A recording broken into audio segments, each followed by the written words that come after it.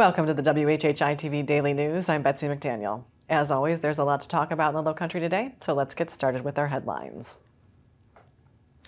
On September 15th, around 10 p.m., Beaufort County deputies responded to several reports of gunshots being fired at the Magnolia Park Apartments in the unincorporated community of Burton.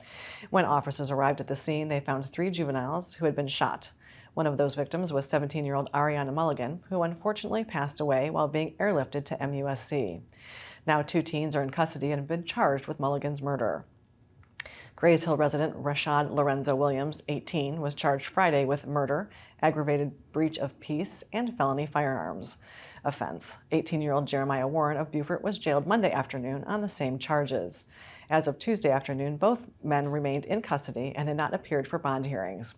This is an ongoing investigation, and more arrests are expected. Driving down Mitchellville Road is about to get easier as the dirt road paving program through the town of Hilton Head has now obtained the necessary rights-of-way from property owners along the road. The town is now actively working on designs and obtaining the permits required to pave the section of Mitchellville Road from Fish Hall to the dead end. The project is expected to begin within this current fiscal year and is funded through the town of Hilton Head's Capital Improvements Program. Well, after 20 years of serving up blueberry lemon curd pancakes, chicken and waffles, and other favorites, Stacks, Pancakes, and More, a well-loved Hilton Head eatery, has abruptly shut its doors for good.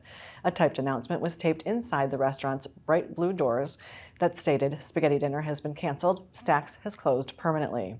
As of now, the restaurant's social media pages have not mentioned the closing, nor have the owners made any formal announcements about the closing or future plans. We mentioned the other day that oyster and clam season starts at the beginning of October, but cooler temperatures and relaxed regulations make autumn a great time to fish in South Carolina as well. Inlets, estuaries, rivers, and of course the ocean offer quite a variety this time of the year, including bluefish, flounder, king mackerel, redfish, sea trout, and tarpon. You must be properly licensed and stay within all state regulations for each fish. Head to the South Carolina Department of Natural Resources for all the necessary information. And are you a history buff with a sweet tooth? If so, the Davenport House Museum in Savannah may have just the event for you. Tuesday, October 8th from 6 to 7:30, the historic property will host a sweet Southern gathering, Baking in the American South, panel discussion, and book signing.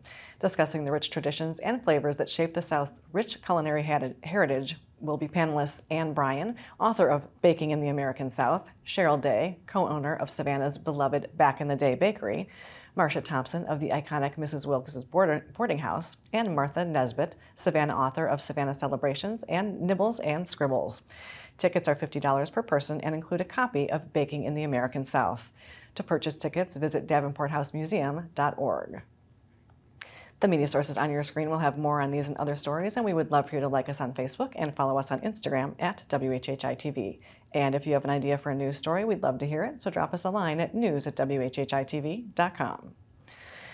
Well, you probably know we're under a tropical storm watch, but what does that really mean for our area? Let's find out with our Lowcountry Crawl Spaces weather and Maria Soden.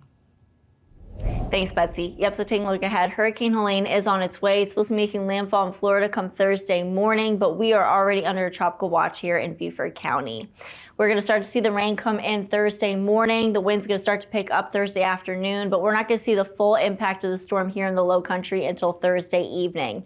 That is going to bring downpours, 50 to 60 mile per hour winds, coastal flooding, isolated tornadoes, and possible storm surge. Taking a look at the temperatures, Hilton's have a high of 82, low of 72. Bluffton's have a high of 82, low of 76. And Beaufort's have a high of 81 and a low of 76.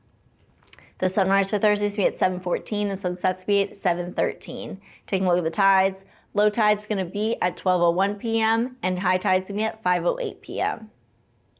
Taking a look into the rest of the week and into the weekend, we're going to continue to see the rain come in Friday morning. The winds are going to be pretty high still as well, but the storm should be breaking by Friday evening. Highs will be in the upper 80s, lows in the low 70s.